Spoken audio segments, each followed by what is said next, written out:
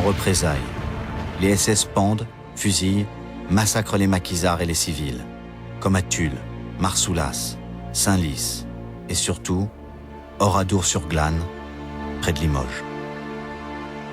Ils abattent tous les hommes du village, enferment les femmes et les enfants dans l'église et y mettent le feu.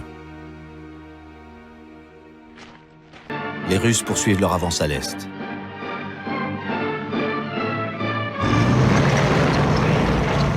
Ce qu'ils appellent maintenant la Grande Guerre patriotique prend un tour nouveau.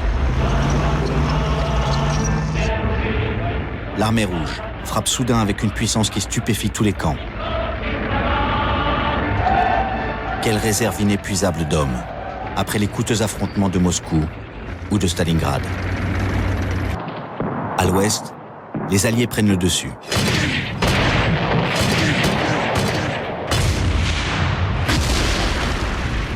La situation s'aggrave pour la Wehrmacht.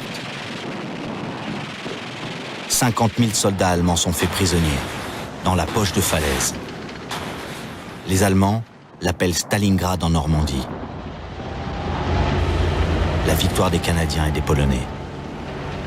L'étau allié se resserre avec un nouveau débarquement en Provence. L'armée française reconstituée prend une grande part dans ce débarquement. Parmi ces soldats, le Sénégalais Mademba dit « C'est nous les coloniaux qui avons fait la guerre. On nous avait appris à donner l'assaut en criant « En avant pour la France !»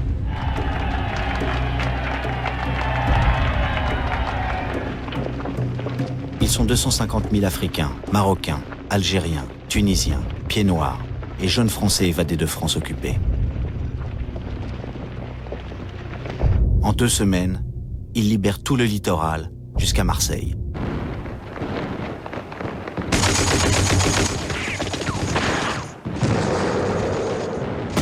La résistance sort au grand jour et participe à cette libération, comme elle va le faire pour Paris.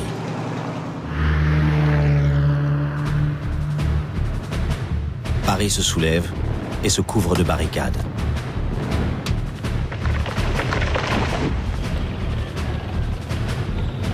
Une grande partie de l'armée allemande s'est retirée vers l'est, mais reste quand même 20 000 hommes, sous le commandement du général von Choltitz, qui a reçu l'ordre d'Hitler de détruire la ville.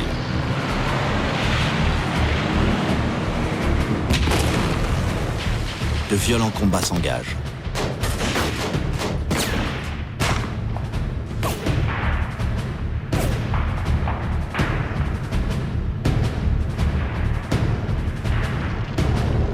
Au 4e jour de l'insurrection, une unité française, la 2e DB, la 2e division blindée du général Leclerc, arrive de Normandie pour achever la libération de la capitale. Les Américains font leur jonction avec les Russes sur l'Elbe, au pont de Torgau. L'Est rencontre l'Ouest. Le dernier acte de l'Alliance. Bon enfant. Pour les caméras. Eisenhower ne dit rien. La seule chose importante pour lui, c'est achever Hitler et le nazisme. Quelques jours auparavant, Patton l'a appelé d'urgence pour lui mettre devant les yeux le spectacle abominable du camp de concentration de Buchenwald.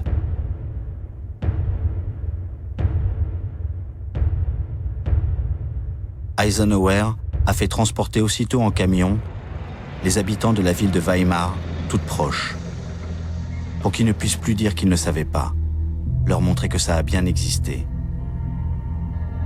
Le crime nazi.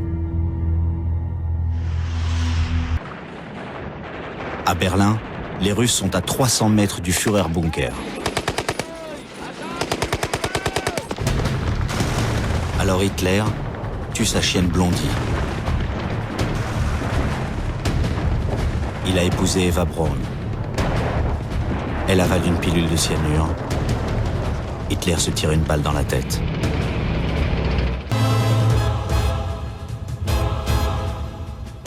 Le chef de la Wehrmacht, le maréchal Keitel, signe la capitulation sans condition de l'Allemagne nazie devant le russe Zhukov, son ennemi mortel, entouré des alliés, l'anglais Teder, l'américain Spatz et le français Delattre de Tassigny.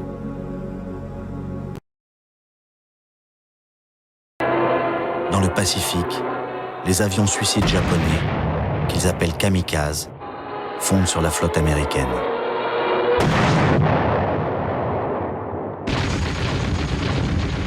Le Japon ne peut accepter l'idée même de la capitulation, des honneurs suprêmes.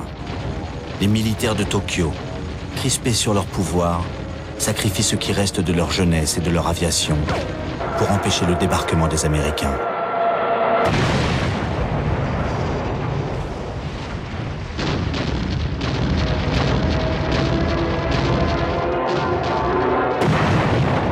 Les États-Unis choisissent alors d'éviter ce débarquement, dont ils pensent qu'il va leur coûter 1 million de morts, et déclenchent l'enfer atomique. Les 2 premières bombes nucléaires de l'histoire font en 1 seconde plus de 100 000 victimes et permettent enfin à l'empereur Hirohito de demander la paix sans perdre la face.